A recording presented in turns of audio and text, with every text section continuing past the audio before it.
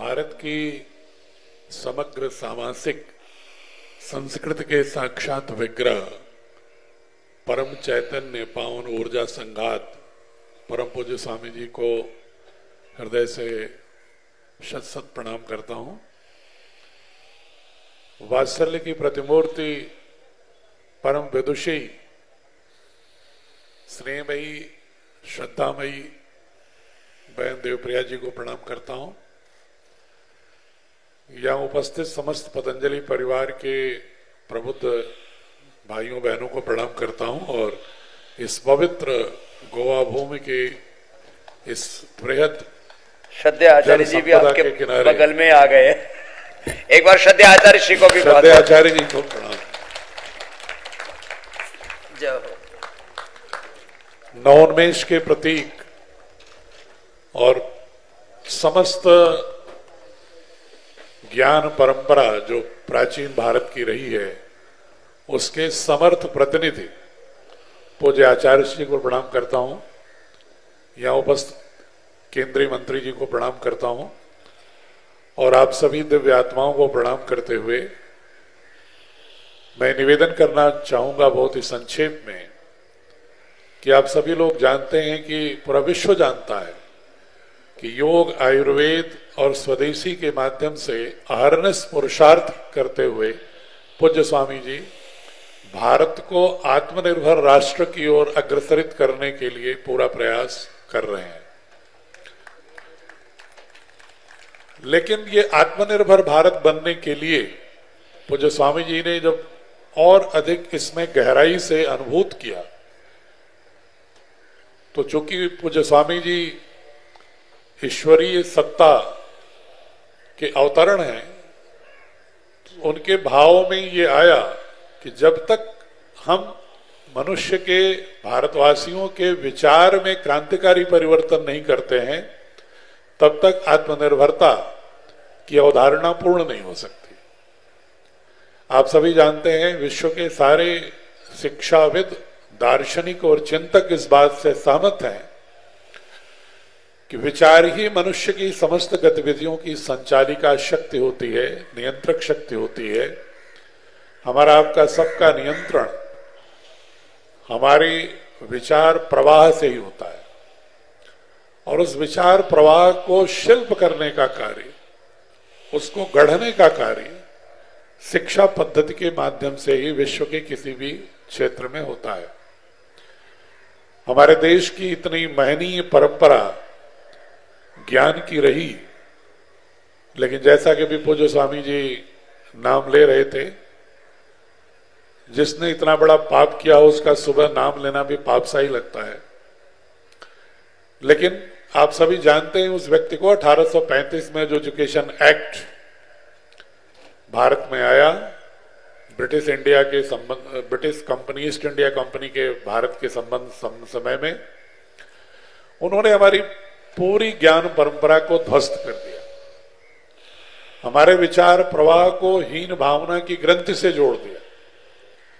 उन्होंने ये कहने की कोशिश की कि भारत की, वो मैकाले कहता था ब्रिटिश पार्लियामेंट में कि भारत की जितनी भी ज्ञान परंपरा संबंधित शास्त्र और पुस्तकें हैं वो लंदन की लाइब्रेरी के एक शेल्फ में रखने के लिए भी पर्याप्त नहीं है।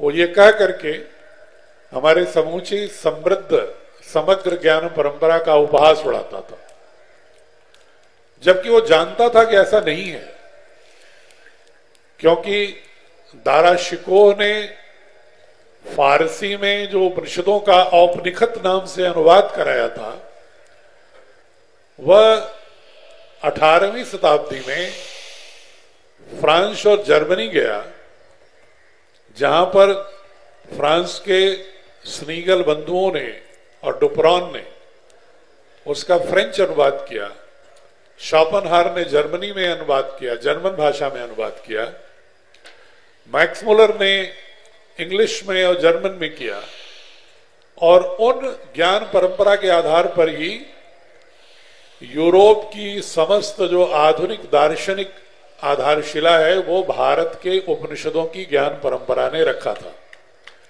ये पूरा विश्व जानता है।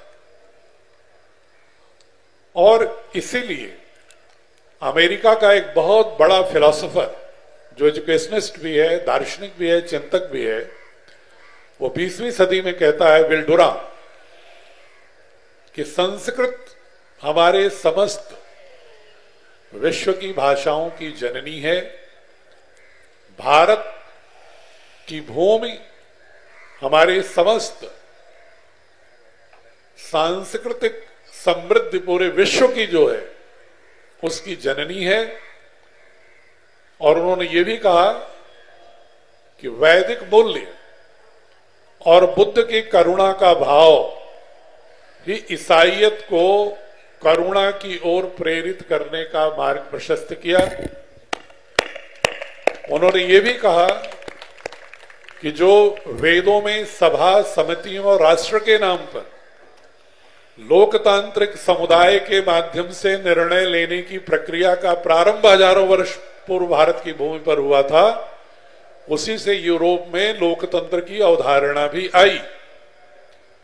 तो जहां पर जो वहां के अच्छे दार्शनिक थे, चिंतक थे, जिनकी मंशा भारत को उपनिवेश बनाने की नहीं थी, बल्कि भारत की ज्ञान परंपरा से सीखकर अपने को समृद्ध और सक्षम बनाने, दक्ष बनाने की और भारत की संस्कृति से विश्व संस्कृति का मार्ग प्रशस्त करने की जिनके मन में संकल्पना थी, उस समस्त विश्व के समस्त देशों के अच्छे दार्शनिकों ने हमेशा भारत की सांस्कृतिक समृद्धि की प्रशंसा की है, यहाँ की भाषाई विविधता और दक्षता की प्रशंसा की है, यहाँ के सामाजिक सांस्कृतिक मूल्यों की प्रशंसा की है। लेकिन अंग्रेज ये चाहते थे कि स्वतंत्रता के बाद भी हमारा देश उनका एक सांस्कृतिक उपनिवेश बने, ताकि आर्थिक उपभोक्ता हम बने रहें और हम उनके विचारों के भी इंपोर्टर, आयातक बने रहें, जिससे कि हमारे मन में हमेशा हीन भावना की ग्रंथि और यूरोपीय मूल्यों और विश्वासों के प्रति मानवीयता का भाव रहे। इसके लिए उन्होंने 1835 में एजुकेशन एक्ट ला करके एक नौकरी परक शिक्षा की बुनियाद रखी, जिसमें भारत के इतिहास को इस तरह से प्रस्तुत किया गया कि जैसे भारत एक पराजित राष्ट्र रहा है, कमजोर राष्ट्र रहा है, जादू टोनों का देश रहा है, अंधविश्वासों का देश रहा है, विज्ञान से पूर्णतः परे रहा है, अवैज्ञानिक अवधारणाओं पर रहा है, जहां पर तर्क को कोई स्थान नहीं रहा है। यह भ्रामक बातें हमारे भारतीय युवा मन में परोसते हुए ये कहने की कोशिश किया, जिससे कि भारत का युवा यूरोप की ओर देखने लगे, लुक वेस्ट की फिलॉसफी की ओर बढ़ जाए और अपनी जड़ों से कट जाए। ये उनकी साजिश थी। और उस साजिश में दुर्भाग्य से हमारे जो देश के बहुत अच्छे कुछ लोग, जिनकी नीयत पर मैं शक नहीं कर सकता, क्योंकि वो चाहते थे कि हमारी विकृतियां जो कालखंड के अनुरूप आते आते बहुत सारी ऐसे प्रकृति से विपरीत, हमारी मूल संस्कृति की प्रकृति से विपरीत विकृतियां आ गई हैं, उन विकृतियों का परिमार्जन और परिष्करण चाहते थे। वो उनकी मंशा सही थी, लेकिन उन्होंने साधन गलत चुन लिया था। वो यूरोपीय दार्शनिकों के इस मायाजाल में फंस गए और उन्होंने चूंकि अपने ग्रंथों को पढ़ा नहीं था, इसलिए उन्होंने उन विकृतियों को हमारा मूल सिद्धांत मानते हुए यूरोपीय मूल्यों के आधार पर हमारे सामाजिक सुधार की आंदोलन चला दिए और सारा भारतीय युवा मन अधिकांशतः यूरोपीय धारणाओं का गुलाम हो गया। उस गुलामी से आजादी दिलाने के लिए और अपनी सांस्कृतिक जड़ों से जुड़ने के लिए, अपनी भारत की ज्ञान परंपरा के गर्व से आधुनिक विज्ञान की परिभाषा गढ़ने के लिए आवश्यकता थी ऐसे शैक्षणिक पद्धति की जो इस देश में सांस्कृतिक वैचारिक आत्मनिर्भरता की क्रांति दूत बने। उसकी संकल्पना परम पूज्य स्वामी जी और आचार्य जी ने लिया और ऋषि द्वय की जो ऊर्जा है, जो दैवी ऊर्जा है, जो ब्रह्मांडीय ऊर्जा है, उसका परिणाम ये रहा कि हमारी संस्कृति मूलक भारत सरकार ने भारतीय शिक्षा बोर्ड के नाम से मैकाले के विश्व के समाधान के लिए इस अमृत महोत्सव के काल में भारतीय शिक्षा बोर्ड जैसा एक अमृत तत्व उन्होंने एक प्रामाणिक रूप से दिया, जिसका उद्देश्य ही यही है योग।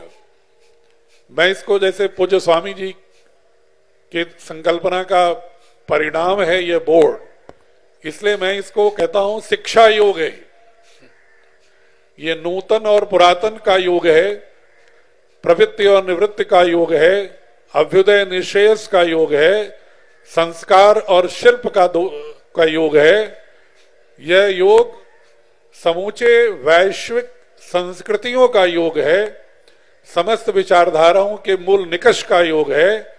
यह भारत की समस्त दार्शनिक विचारधाराओं से उपजे हुए मूल्यों का योग है, और उस समस्त मूल्य प्रणाली को, मूल्य जिसको हम स्वामी जी बार बार सनातन सत्य कहते हैं, वह सनातन सत्य हमारे समस्त भारतीय दार्शनिक परंपराओं के सार्वभौमिक सत्यों का समुच्चय, set of eternal values across the Indian philosophies.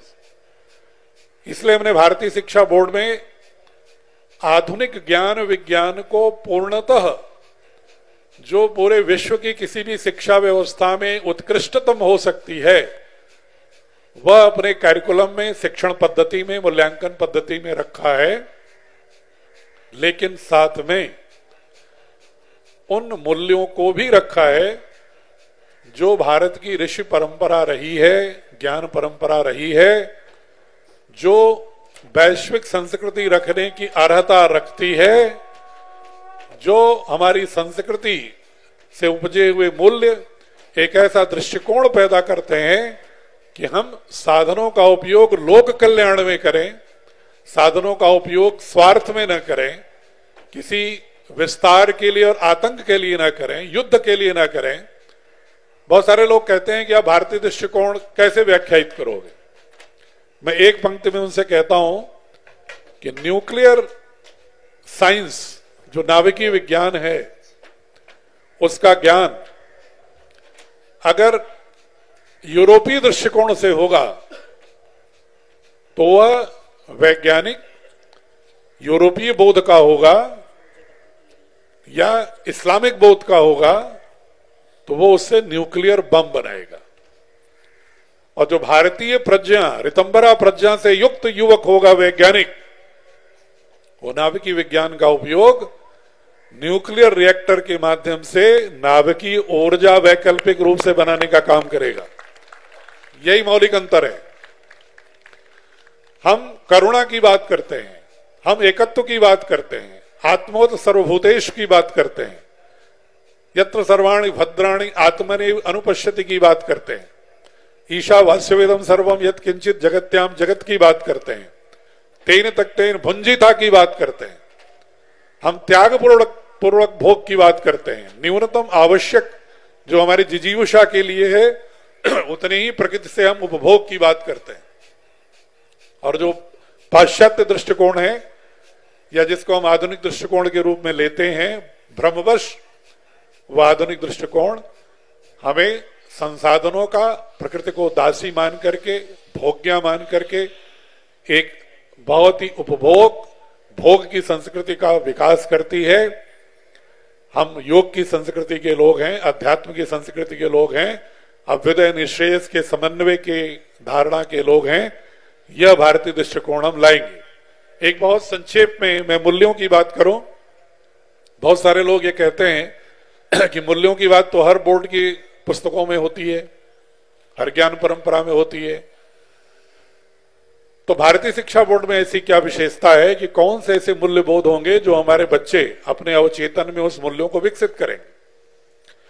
तो बहुत संक्षेप में मैं बता दूं कि चाहे हम वैदिक मूल्यों को देखें, चाहे उपनिषदों की धारणाओं में से उपजे हुए मूल्यों को देखें, चाहे भगवान बुद्ध के 4 आर्य सत्य, सर्व दुखम, दुख कारणम निवारणम, और अष्टांग योग की बात करें, सम्यक संकल्प, सम्यक दृष्टि, सम्यक वाणी, सम्यक कर्म, सम्यक आजीविका, सम्यक स्मृति, सम्यक समाधि की जब हम बात करते हैं, या जैन धर्म के पंच महाव्रत की बात करते हैं, सत्य, हिंसा, परिग्रह, ब्रह्मचर्य, आस्थे, या पतंजलि के यम नियम की बात करते हैं, या सिखिज्म के जो भक्त की बात करते हैं, तो ये जितने भी मूल्य हैं, यहां तक कि मैं एक कदम आगे बढ़ के भी कहूंगा कि चाहे इस्लाम की जो मूल अवधारणा है बंधुत्व की, उसकी बात करते हैं, या अवेस्ता और ईसाईयत में अवस्थित करुणा की बात करते हैं, जो मूलतः हमारी संस्कृति का प्राचीनतम हिस्सा रहा है, उन सारे मूल्यों को एक जगह वर्गीकृत करते हुए, संचित करते हुए, और जो मूल्य आज के वैश्विक मूल्यों के लिए, मानव की जीवन पद्धति के लिए सबसे अधिक उपयोगी हैं, उन मूल्यों को हम अपने भारतीय शिक्षा बोर्ड की मूल्य दृष्टि के रूप में, वैल्यूज के रूप में स्थापित करने की कोशिश कर रहे हैं, जिससे दुनिया में युद्ध नहीं, बुद्ध का विश्व हो। एक छोटी सी बात, चूंकि मैं विज्ञान का विद्यार्थी हूं, आप में से बहुत सारे लोग विज्ञान के विद्यार्थी होंगे, अपने बच्चों को क्या आप ये नहीं पढ़ाना चाहेंगे कि वैशेषिक दर्शन महर्षि कणाद का पूर्णतः भौतिक विज्ञान है, न्याय दर्शन पूर्णतः तर्क की पद्धति का एक बिल्कुल अन्यतम उदाहरण है। क्या आप ये नहीं पढ़ाना चाहेंगे कि भारत से शून्य अलजबरा की जो अवधारणा है वो अरब के माध्यम से यूरोप गई? क्या आप नहीं बताना चाहेंगे कि आपकी प्राचीन गणित पद्धति जो है, जो हम आधुनिक गणित पद्धति पाइथागोरस से शुरू करते हैं, इसके लिए बौधायन, कात्यायन, मानव के वैदिक प्रमेय और वेदानुकूल शास्त्रों पर आधारित मनोरंजक और आनंदमय ढंग से गणित सीखने की पद्धति आर्यभट्टीय, ब्रह्मस्फुट सिद्धांत, सूर्य सिद्धांत, नारायण पंडित, ब्रह्मगुप्त, वरामहिर को हम क्या बच्चों को नहीं बताना चाहेंगे? क्या हम केमिस्ट्री पढ़ाते समय नागार्जुन के रस रत्नाकर को नहीं पढ़ाना चाहेंगे? क्या हम चिकित्सा शास्त्र या बायोलॉजी पढ़ाते समय महर्षि सुश्रुत, चरक को नहीं पढ़ाना चाहेंगे? पढ़ाना चाहेंगे कि नहीं पढ़ाना चाहेंगे? जरा तेज आवाज में बोलिए। पढ़ाना चाहेंगे। क्या आप कृषि पद्धति को पढ़ते समय ऋषि पाराशर की कृषि संहिता को नहीं पढ़ाना चाहेंगे? क्या आप पाराशर ऋषि के वृक्ष आयुर्वेद को नहीं पढ़ाना चाहेंगे? क्या आप ये नहीं पढ़ाना चाहेंगे कि जो हमारा खगोल विज्ञान है, एस्ट्रोफिजिक्स, उसकी नींव ऋग्वेद के तमाम 7वें और 10वें मंडल के तमाम मंत्रों में है? क्या ये नहीं पढ़ाना चाहेंगे कि यूरोप 16वीं शताब्दी में जानता है, जिसको हम आधुनिक विज्ञान का प्रणेता कहते हैं, वह 16वीं 17वीं शताब्दी में जानता है गुरुत्वाकर्षण का सिद्धांत, गति का नियम, और वह जानता है 16वीं 17वीं शताब्दी में आकर कि ये सूर्य पृथ्वी के चारों ओर नहीं घूमता, बल्कि पृथ्वी सूर्य के चारों ओर घूमती है। ये कोपरनिकस की हिम्मत उस समय अपने धार्मिक मान्यताओं के आधार पर पड़ी नहीं थी कि मृत्युदंड मिल जाएगा, लेकिन यह अवधारणा हजारों वर्ष पूर्व हमारे ऋग्वेद की मंत्रों में है कि पृथ्वी सूर्य के चारों ओर घूमती है, पृथ्वी से बहुत बड़ा सूर्य है, पृथ्वी अपनी कक्षा में घूमती है। इसके तमाम मंत्र ऋग्वेद के 7वें मंडल 3रे मंडल में हैं। क्या हम ये नहीं पढ़ाना चाहेंगे कि अथर्ववेद में अवितत्व, क्लोरोफिल की चर्चा है, ऋषि पाराशर के वृक्ष आयुर्वेद में फोटोसिंथेसिस की चर्चा है, मौसम विज्ञान विभाग की चर्चा है, नौकायन की चर्चा है, ऋषि भारद्वाज के यंत्र सर्वस्व में 108 यंत्रों की चर्चा है, जिसमें वैमानिक शास्त्र की चर्चा है और विमान के साथ आकाश में वायुपथों की चर्चा है। ये तमाम ग्रंथ जो अनगिनत हैं, कई दिन लग जाएगा और उन ग्रंथों की चर्चा करने लगे। क्या हम ये नहीं बताना चाहेंगे कि पूज्य आचार्य जी जो 8000 औषधियों वनस्पतियों की चर्चा करते हुए नए ग्रंथ ला रहे हैं, ये भारत के ही पुरोधाओं और ज्ञान मनीषियों के द्वारा प्रदत्त ज्ञान है, जो पाश्चात्य के लोग उन औषधियों को नहीं ढूंढ पाए, उन औषधियों को आचार्य जी ढूंढ रहे हैं। क्या हम उन्हें नहीं बताना चाहेंगे?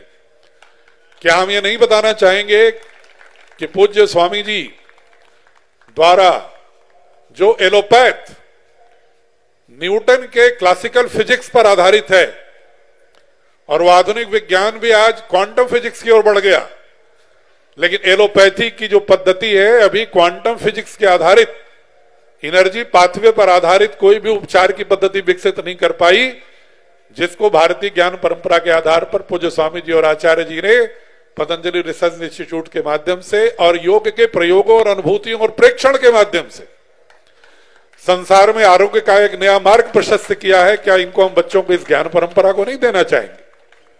तो भारतीय शिक्षा बोर्ड इन्हीं ज्ञान परंपराओं और आधुनिक जो ज्ञान विज्ञान, आधुनिकतम ज्ञान विज्ञान जो है, उस शिल्प से जोड़ते हुए एक नई क्रांतिकारी शिक्षा पद्धति का नाम है, जो बच्चों को मूल्य आधारित शिक्षा देगी। एक मैं पूज्य स्वामी जी बस 1 मिनट और समय लूंगा।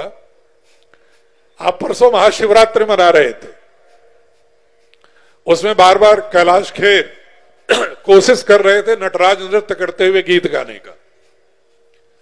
आप जानते हैं कि नटराज नृत्य के माध्यम से हमारे ऋषि लोग, हमारे विद्वान लोग एक तरह से हमें वह सिद्धांत बताना चाह रहे थे ब्रह्मांडीय सृष्टि के विषय में, जो आज 20वीं शताब्दी के उत्तरार्ध और 21वीं शताब्दी के पूर्वार्ध में पाश्चात्य के तमाम मनीषी वैज्ञानिक क्वांटम फिजिक्स के आधार पर कहने की कोशिश कर रहे हैं। मैं छोटा सा बता रहा हूं, नटराज नृत्य में एक हाथ में होता है डमरू, एक हाथ में होता है त्रिशूल, और एक पैर नृत्य करता हुआ, एक पैर थोड़ा ऐसे उठा हुआ और हाथ ऐसे इशारा करता हुआ। इसको पाश्चात्य वैज्ञानिकों ने माना कि नटराज नृत्य तो क्वांटम फिजिक्स को बता रहा है। आज का सिद्धांत विज्ञान ये कहता है कि ब्रह्मांड का प्रत्येक कण 2 विपरीत ध्रुवों के मध्य नृत्य करती हुई ऊर्जा है, जो सतत गतिशील है, ever dynamic, ever progressive. Every particle in the cosmos is an oscillating wave between 2 poles, ever dynamic, ever progressive, घूमता रहता है। लेकिन नटराज नृत्य क्या कहता है? डमरू का अर्थ हो गया क्रिएशन, सर्जना। त्रिशूल क्या सिंबलाइज करता है? डिस्ट्रक्शन। तो सर्जना और विध्वंस, 2 विपरीत ध्रुव, उनके मध्य में नृत्य करती ऊर्जा, और एक हाथ इशारा करता हुआ कि संसार निरंतरता, सनातनता का नाम है। इसलिए जो तुम्हारी नृत्य करती ऊर्जा है 2 विपरीत ध्रुवों के मध्य में, यह निरंतर गतिशील होनी चाहिए। और अगली फिलॉसफी क्या देता है कि एक पैर के नीचे डेमन है, एक हाथ ऐसे इशारा करता है कि राइज अबव ओवर माया।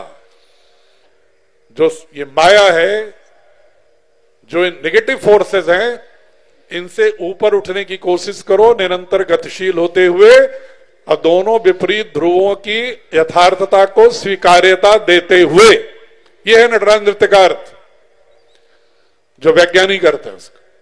तो हमारे ऋषियों की इसी तरह की जितने भी प्रतीक हैं, जितने भी पौराणिक प्रतीक हैं, जितने भी कर्मकांडीय प्रतीक हैं, उन प्रतीकों में हिडन साइंस है, विज्ञान है।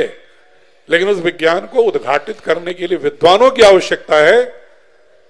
ऐसे ही विद्वानों के अंदर जिज्ञासा पैदा करते हुए शोध की प्रवृत्ति और प्राचीन ज्ञान परंपरा और आधुनिक ज्ञान को समन्वित करते हुए वैश्विक नेतृत्व की दक्षता पैदा करने वाले बच्चों का नाम है भारतीय शिक्षा बोर्ड। और उसके माध्यम से हम इसको लाएंगे, पूज्य स्वामी जी के स्वप्न को साकार करने की कोशिश करेंगे।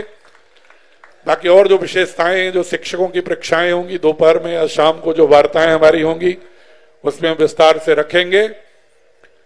मैं पुनः जो हमारे ऋषि द्वय हैं, अभी हमारे मध्य में एक और आध्यात्मिक ऊर्जा आदरणीय परम पूज्य ब्रह्मेशानंद जी की उपस्थिति भी हमारे मध्य हुई है और भारतीय शिक्षा बोर्ड के चर्चा के विमर्श के मध्य में हुई है।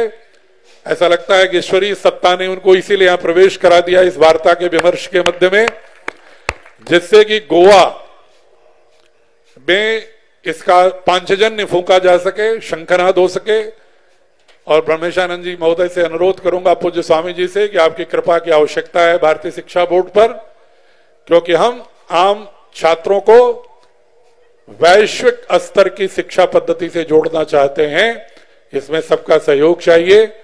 और पूज्य स्वामी जी का जिस दिन ये स्वप्न साकार हुआ, उस दिन भारत विश्व गुरु तो बनेगा ही, लेकिन दुनिया में जितने भी सामाजिक, आर्थिक, राजनीतिक, वैचारिक, सांस्कृतिक जितने भी आयाम हैं समाज के, उन समस्त संदर्भों में भारत का ही व्यक्ति रहनुमाई करेगा, नेतृत्व करेगा, वो भारतीय शिक्षा बोर्ड से संभव होगा।